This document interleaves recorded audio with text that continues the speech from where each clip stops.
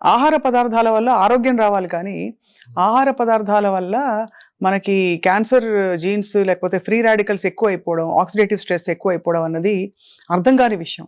So మీ దృష్టిలో ఏ ఆహార పదార్థాలు కాలక్రమంలో మనం తినకూడని తినేస్తున్నాం? ప్రతి ఆహార పదార్థం కూడానండి చాలా సార్లు ఏమవుతాయంటే ప్రాపర్గా స్టోర్ చేసుకుని, ప్రాపర్గా కుక్ చేసుకుని, ప్రాపర్గా సెలెక్ట్ చేయబడిన ఆహార పదార్థాలు important. Contamination, improper cooking, improper storage వాటికి క్యాన్సర్కి దారితీస్తున్నాయండి. ఉదాహరణకి ప్రతి ఐటమ్ మనం తీసుకున్నాం. ఇప్పుడు మనం తినే rice staple diet for south Indians. వీటిని సరిగా స్టోర్ చేయకపోయినట్టయితే బ్యాసిల్లస్ సీరస్ అనే ఒక ఫుడ్ పాయిజనింగ్ ఏజెంట్ డెవలప్ అవుతుంది. దాంతో పాటు వాటిలో మౌల్డ్, అఫ్లోటాక్సిన్ చాలా కామన్ గా వింటుంటాం. అఫ్లోటాక్సిన్స్ మన పీనట్స్ మీద, వీటి మీద కూడా జీడిపప్పుల మీద వింటుంటాం. ఈ అఫ్లోటాక్సిన్స్ కూడా డెవలప్ అవుతాయి, అవి క్యాన్సర్ కి దారితీస్తాయి. అందుకే ఫుడ్ ని చాలా కేర్ఫుల్ గా స్టోర్ చేయాలి. రైస్ ని మీరు అడగొచ్చు, మరి రైస్ ని పొద్దున్న రాత్రి అన్నం తోడుపెట్టి పొద్దున్నే తింటే చాలా మంచిది అంటారు. Probiotics, fermented food highly gut microbiome కి హెల్ప్ చేస్తుంది, మనకి ఇన్ఫెక్షన్ పెంచుతుంది, ఇన్ఫ్లమేషన్ తగ్గిస్తుంది. Yes, properly stored. మనం కనుక ప్రాపర్ గా దాన్ని స్టోర్ చేసి ఫెర్మెంట్ చేసినట్టయితే ఇట్ ఈస్ పరమౌషధం. చేయకపోయినట్టయితే ఇట్స్ ఎ పాయిజన్. అది ప్రాపర్ గా చేయకపోవడం అంటే ఏంటి? ఉదాహరణకి దాన్ని అలా వదిలేయటం. సో ఇమ్మీడియట్ గా రైస్ ని కూల్ చేసి రెఫ్రిజిరేట్ చేయాలండి. అలా చేయకపోయినట్టయితే ఈ బ్యాక్టీరియా, మౌల్డ్స్ డెవలప్ అవుతాయి. సో ఇవన్నీ అంటే ఒక పీరియడ్ ఆఫ్ టైం తింటే వచ్చేవా సార్? ఒక 2 సార్లు తినంగానే రెగ్యులర్ గా ఇప్పుడు పికిల్స్ సౌత్ ఇండియాలో కామన్ గా తింటుంటారు పికిల్స్. ఇప్పుడు వర్షాకాలం వచ్చిందంటే పికిల్స్ ఆర్ వెరీ పాపులర్. నాకు కూడా చాలా ఇష్టం, మీకు కూడా ఇష్టమే ఉంటుంటుంది ఆ పికిల్స్. ఈ పికిల్స్ లో ప్రాపర్ గా స్టోర్ చేయకపోయినట్టయితే వాటిలో నైట్రోసెమిన్స్ డెవలప్ అవుతాయి, మోనోసోడియం గ్లూటమేట్ డెవలప్ అవుతుంది. ఇవన్నీ కూడా డెఫినెట్ కార్సినోజెన్స్. ఎలా సార్ ఎంఎస్జీ ఎట్లా డెవలప్ అవుతుంది? వాటిలో ఇంప్రాపర్ స్టోరేజ్.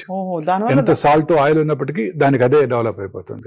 వాటిని చాలా కేర్ఫుల్ గా సెరామిక్ యుటెన్సిల్స్ లో స్టోర్ చేయాలి. జాడీలో పెట్టేవారు, జాడీలో పెట్టి అవి దే ఆర్ ద బెస్ట్. అవి క్లే తో చేసిన, సెరామిక్ తో చేసిన glazed or naturally glazed ceramics are the best. ఇప్పుడు ప్లాస్టిక్ కంటైనర్ లో పెట్టామనుకోండి, వాటిలో అనేక రకాలైన టాక్సిన్స్ రిలీజ్ అవుతాయి. అవన్నీ అయిపోతాయి సార్, అవన్నీ పికిల్లోకి అబ్జర్వ్ అయిపోతాయి, మనం తినేస్తాం. మైక్రో ప్లాస్టిక్స్, బిస్ఫెనాల్ ఏ డెవలప్ అవుతుంది. ఇవన్నీ కార్సినోజెన్స్. సో ఇవన్నీ కూడా మనం చాలా కేర్ఫుల్ గా చేసుకోవాలి. చాలా సార్లు పికిల్స్ లో కొంచెం ఇంప్రాపర్ గా స్టోర్ చేసిన వైట్ ఫంగస్ డెవలప్ అవుతుంది. మీరు చూసే ఉంటారు. అది ఖచ్చితంగా తినకూడదండి. It has definite odour, it has definite bitter taste and you can see it yourself. అంతే కనిపించిపోతుంది. అవి కూడా డెఫినెట్ గా కార్సినోజెన్స్ అండి. ఇవన్నీ కూడా క్యాన్సర్ రావడానికి దోహదం చేస్తాయి. ఒబేసిటీ తర్వాత ఈ ఇతరత్ర లైఫ్ స్టైల్ కండిషన్స్ కూడా కొంత క్యాన్సర్ కి దారి తీస్తున్నాయి అంటారు. 100% అండి. ఇప్పుడు ఒబీస్ ఉమెన్ లో అనేక రకాల క్యాన్సర్స్ వచ్చే అవకాశాలు ఉన్నాయండి. ఉదాహరణకి breast cancer, uterine cancer, ovarian cancer, ఇవన్నీ people belonging to high socio economic స్టాటాలోనే మనం చూస్తుంటామండి. మిగతా వాళ్ళలో అసలు మనం చూడం, ఒబీస్ ఉమెన్ లోనే చూస్తాం ఈ క్యాన్సర్స్ అన్ని కూడాను. ఆ ఒబీస్ ఉమెన్ లో వచ్చిన క్యాన్సర్స్ ఇతర నాన్ ఒబీస్ ఉమెన్ లో కనబడవండి. అంటే నిజంగానే మరి బాగా చదువుకుని అప్పర్ మిడిల్ క్లాస్ సొసైటీలో ఉన్న వాళ్ళకి ఈ యాక్సెస్, ఈ అన్హెల్దీ హ్యాబిట్స్ కి ఎక్కువ అలవాటు పడే పరిస్థితులు చూస్తున్నారా సార్? ఎస్, డెఫినెట్ గానండి. ఇప్పుడు cancers are seen in only people belonging to higher socio economic strata. People పేద వర్గాల్లో కూడా క్యాన్సర్స్ చూస్తుంటాం. అవి డిఫరెంట్ క్యాన్సర్స్.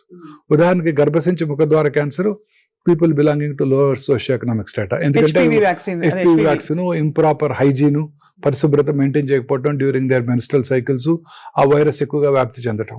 అదే బాడీ క్యాన్సర్స్ ఒబీస్ ఉమెన్ లో చూస్తుంటాం, ఓవేరియన్ క్యాన్సర్స్ ఒబీస్ ఉమెన్ లోనే చూస్తుంటాం. సార్ మీరు ట్రీట్ చేసిన ఎన్నో కేసెస్ లో వందల వేల కేసులు మీరు చూస్తుంటారు.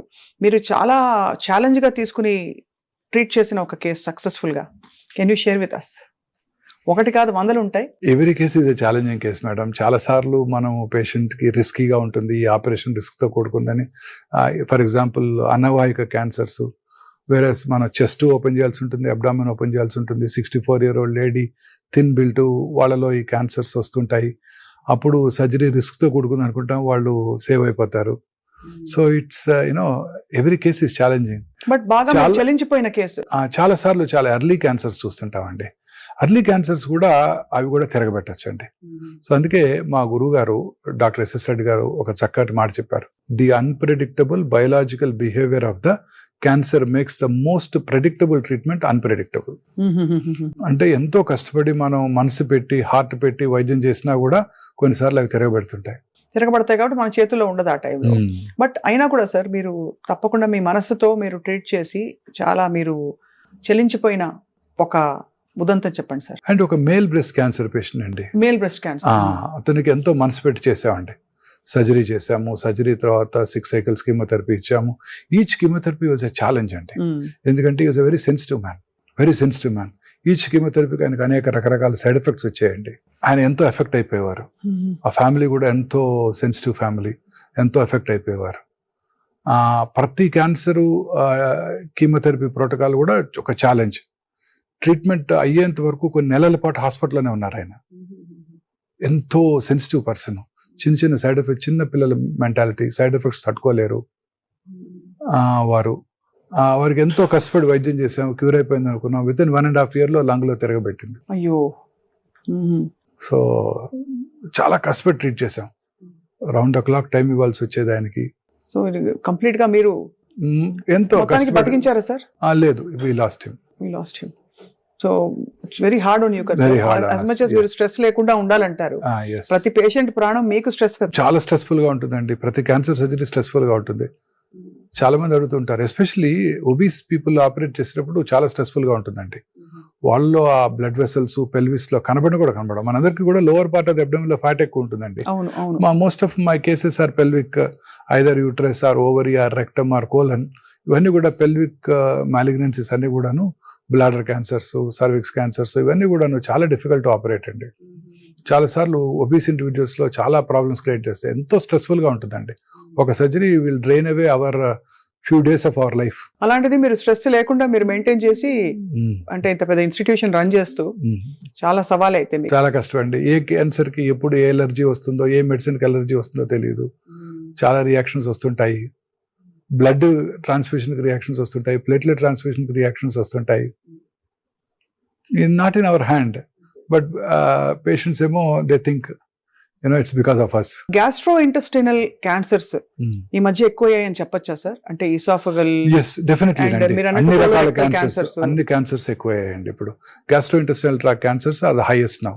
About 2,25,000 new gastrointestinal tract cancers ప్రతి సంవత్సరం ఇండియాలో డయాగ్నోస్ చేయబడుతున్నాయని ICMR వారి అంచనా. And this is followed by breast అండి. More than 2 lakh new breast cancer patients per annum in India. So gastrointestinal cancers direct గా ఫుడ్ వల్ల వస్తాయని అనుకోవచ్చా? లేదు క్యాన్సర్ జీన్ బాడీలో బ్రేక్ డౌన్, ఆంకో జీన్స్ అన్ని ఒకటే, ఎక్కడైనా రావచ్చు అండి. ఇప్పుడు రకరకాల క్యాన్సర్స్ మనం చూస్తుంటాం. ఉదాహరణ కోలన్ క్యాన్సర్ తీసుకున్నాం అనుకోండి. కోలన్ క్యాన్సర్ నార్త్ ఇండియాలోను, elsewhere in the world, western world లోను చాలా కామన్ గా చూస్తుంటాం. We really don't know. Fibre తక్కువగా తీసుకునే వాళ్ళలో ఈ క్యాన్సర్ ఎక్కువగా వస్తుందంటారు. ఫైబర్ ఎక్కువగా తీసుకునే ఆఫ్రికన్ కంట్రీస్ లోను, ఇండియాలోను ఈ క్యాన్సర్ ఇన్సిడెన్స్ తక్కువ అంటూ ఉంటారు. ఫైబర్ ఎక్కువగా ఉన్నట్టయితే మనం మోషన్ రెగ్యులర్ గా పాస్ చేసేస్తాం, రోజుకి ఒకసారి మోషన్ వెళ్ళిపోతుంటుంది. ఫైబర్ తక్కువగా తీసుకున్నారనుకోండి, ఏమవుతుంది, ఆ కంటెంట్స్ అన్ని కోలంలోనే స్టోర్ చేయబడతాయి.